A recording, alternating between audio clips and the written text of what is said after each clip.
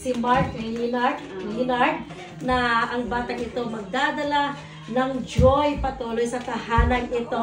Eh, kaya ito sinasabi niya kasi nga, ay talagang hindi nagkaanak itong si Hannah, right? Hindi siya nagkaanak.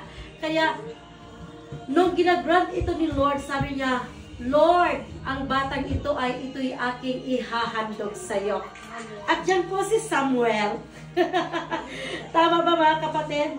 Kaya ang batang ito ay sabi ko kanina ay blessed ito. Amen. Dahil napalibutan siya ng mga kamay na nananalangin sa kanya, mga puso na malapit kay Lord. Amen. Kaya, dear, isa lamang dagdag na palaguin mo spiritually. Hindi lamang ito yung lutuan mo lang siya.